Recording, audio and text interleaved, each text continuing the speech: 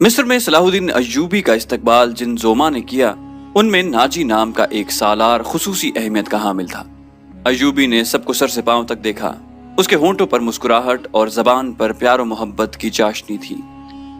बाज पुराने अफसरों ने उसे ऐसी निगाहों से देखा जिनमें तंज थी और तमस्खर भी था।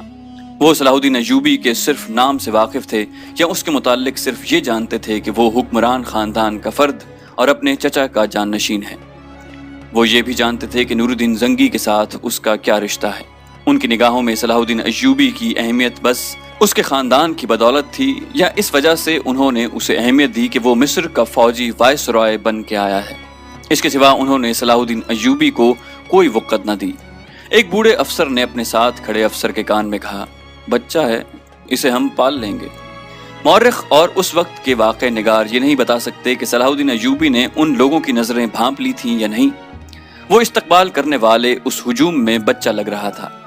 अलबत्ता जब वो नाजी के सामने मुसाफे के लिए रुका तो अय्यूबी के चेहरे पर तब्दीली सी आ गई थी। वो नाजी से हाथ मिलाना चाहता था, लेकिन नाजी जो उसके बाप की उम्र का था सबसे पहले दरबारी खुशामदियों की तरह झुका, फिर अय्यूबी से बगलगिर हो गया। उसने अय्यूबी की पेशानी चूमकर कहा, मेरे खून का आखिरी कतरा भी तुम्हारी जान की हिफाजत के लिए है। तुम मेरे पास जंगी और शिरकोह की अमानत हो। मेरी जान अजमत इस्लाम से ज्यादा कीमती नहीं। सलाहुद्दीन अय्यूबी ने नाजी का हाथ चूम कर कहा, मोहतरम, अपने खून का एक एक कतरा संभाल कर रखिए। सलीबी स्याह घटाओं की मानंद छा रहे हैं। नाजी जवाब में सिर्फ मुस्कुराया, जैसे सलाहुद्दीन अय्यूबी ने कोई लतीफा सुनाया हो। सलाहुद्दीन अय्यूबी उस तजुर्बेकार सालार की मुस्कुराहट को गालिबन न समझ सका। नाजी फातिमी खिलाफत का परवरदा सालार था। वो मिस्र में बॉडी गार्ड्स का कमांडर था, जिसकी नफरी 50,000 थी और सारी की सारी नफरी सूडानी थी। ये फौज उस दौर के जदीद हथियारों से मुसल्ला थी और ये फौज नाजी का हथियार बन गई थी, जिसके जोर पर वो बेताज बादशाह बना बैठा था। वो साजिशों और मफाद परस्ती का दौर था। इस्लामी दुनिया की मरकजियत खत्म हो चुकी थी। सलीबियों की भी निहायत दिलकश तखरीबकारियां शुरू हो चुकी थी। ज़रपरस्ती और तायुश का दौर दौरा था।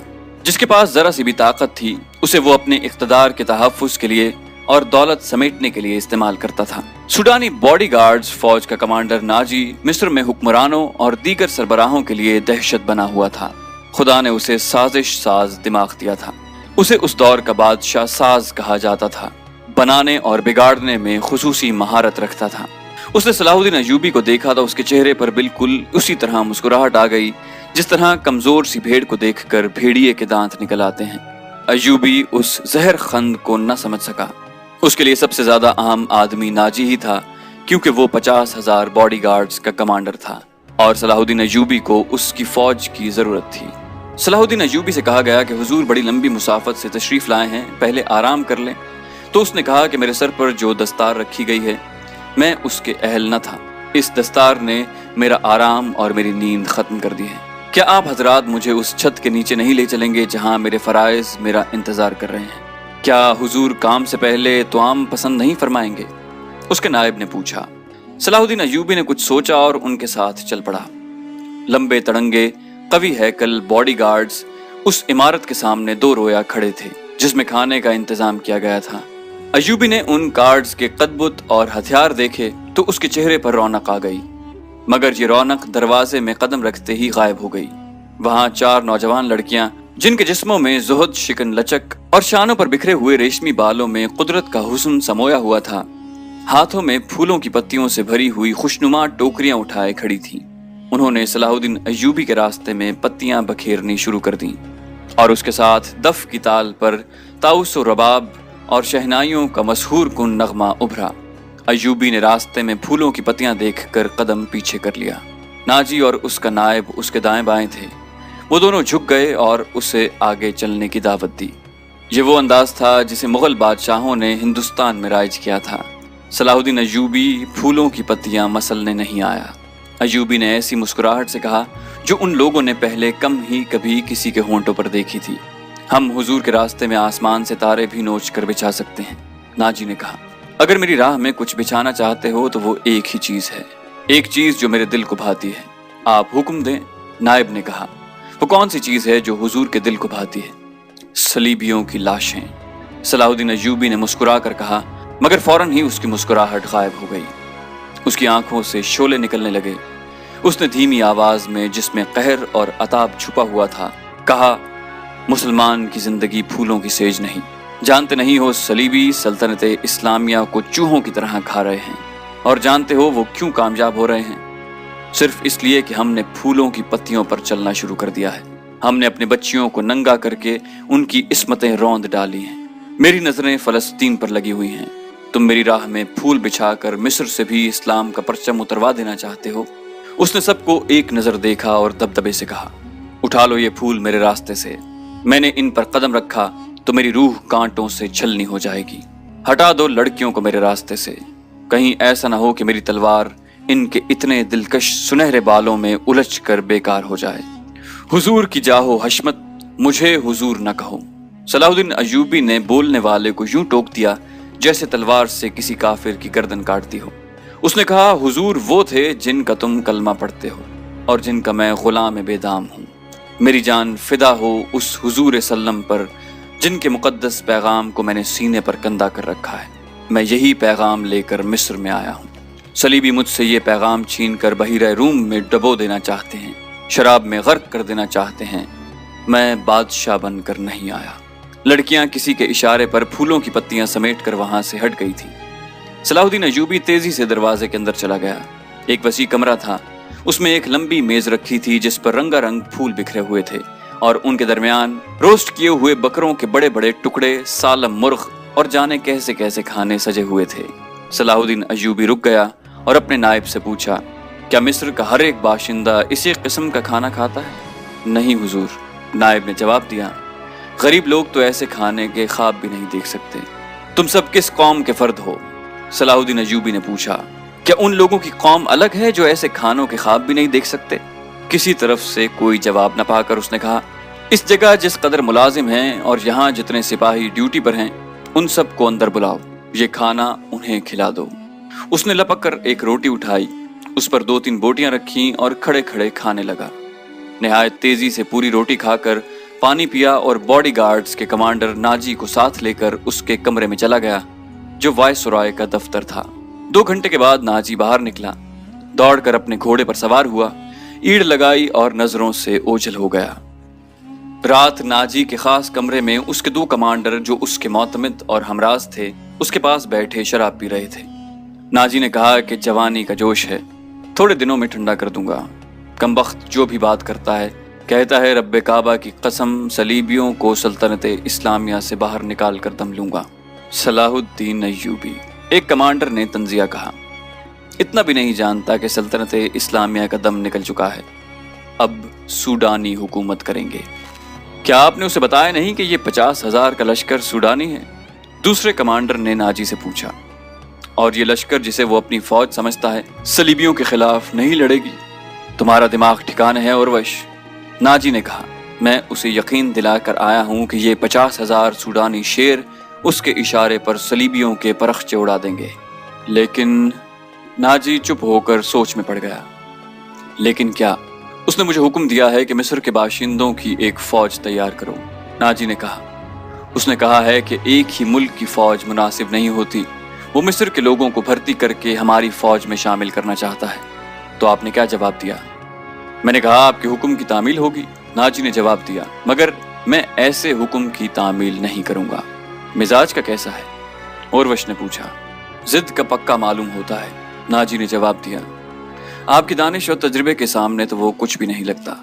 दूसरे कमांडर ने कहा, नया नया असीर मिस्र बन के आया है, कुछ रोज ये नशा तारी रहेगा। मैं ये नशा उतरने नहीं दूंगा।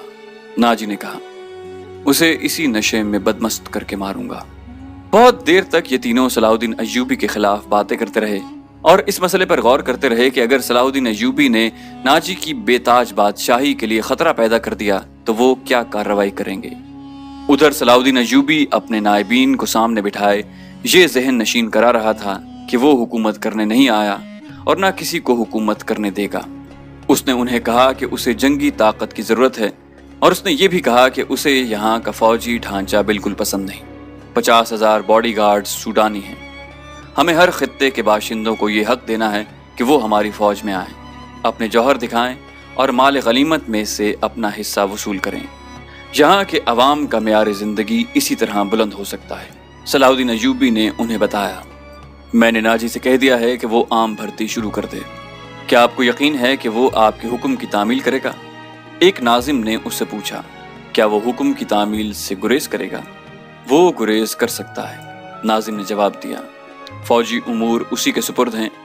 वो किसी से हुक्म लिया नहीं करता, अपनी मनवाया करता है। सलाहुद्दीन अय्यूबी खामोश रहा, जैसे उस पर कुछ असर ही ना हुआ हो। उसने सबको रुखसत कर दिया और सिर्फ अली बिन सफियान को अपने साथ रखा। अली बिन सफियान जासूसी और जवाबी जासूसी का माहिर था। उसे सलाहुद्दीन अय्यूबी बगदाद से अपने साथ लाया था। वो उधेड़ उम्र आदमी था, अदाकारी, चर्ब जबानी और भेस बदलने में महारत रखता था। जंगों में उसने जासूसी भी की थी और जासूसों को पकड़ा भी था। उसका अपना गिरोह था जो आसमान से तारे भी तोड़ लाता था। सलाहुद्दीन अय्यूबी को जासूसी की अहमियत से वाकफियत थी। नई महारत के अलावा अली में वही जज्बा था जो सलाहुद्दीन अय्यूबी में था। तुमने सुना अली? सलाहुद्दीन ने कहा, ये लोग कह गए हैं कि नाजी किसी से हुक्म नहीं लिया करता, अपनी मनवाया करता है। हाँ, अली ने जवाब दिया, मैंने सुन लिया है। अगर मैं चेहरे पहचानने में गलती नहीं करता तो मेरी राय में बॉडीगार्ड्स का ये कमांडर जिसका नाम नाजी है, नापाक ज़हनियत का आदमी है। इसके मुताल्लिक मैं पहले से बहुत कुछ जानता हूँ। ये फौज जो हमारे खजाने से तनख्वाह लेती है, दरअसल नाजी की ज़ाती फौज है। इसने हुकूमती हलकों में ऐसी ऐसी साजिशें की हैं जिन्होंने इंतज़ामी ढांचे को बेहद कमज़ोर कर दिया है। आपका ये फैसला बिल्कुल बजा है कि फ़ौज में यहाँ के हर खित्ते के सिपाही होने चाहिए। मैं आपको तफसीली मालूमात फराहम करूँगा। मुझे शक है कि सूडानी फ़ौज नाजी की वफादार है, हमारी नहीं। आपको इस फ़ौज की तरतीब और तंजीम बदलनी पड़ेगी या नाजी को सुबकदोश करना पड़ेगा। मैं अपनी सफ़ों में ही अपने दुश्मन पैदा नहीं करना चाहता। सलाहुद्दीन अय्यूबी ने कहा, नाजी घर का भेदी है, उसे सुबकदोश करके अपना दुश्मन बना लेना दानिशमंदी नहीं। हमारी तलवार गैरों के लिए है, अपनों का खून बहाने के लिए नहीं। मैं नाजी की ज़हनियत को प्यार और मोहब्बत से बदल सकता हूँ। तुम इस फ़ौज की ज़हनियत मालूम करने की कोशिश करो। मुझे सही इत्तला दो कि फ़ौज कहाँ तक हमारी वफादार है। मगर नाजी इतना कच्चा आदमी नहीं था। उसकी ज़हनियत प्यार और मोहब्बत के बखेड़ों से आज़ाद थी। उसे अगर प्यार था तो अपने इक़्तिदार और शैतानियत के साथ। इस लिहाज से वो पत्थर था, मगर जिसे अपने जाल में फांसना चाहता उसके साथ मोम हो जाता। उसने सलाहुद्दीन अय्यूबी के साथ यही रवैया इख्तियार किया, हाँ में हाँ मिलाता चला जाता था। उसने मिस्र के मुख्तलिफ खित्तों से अय्यूबी के हुक्म के मुताबिक फ़ौज के लिए भर्ती शुरू कर दी थी, हालांकि ये काम उसकी मर्जी के खिलाफ था।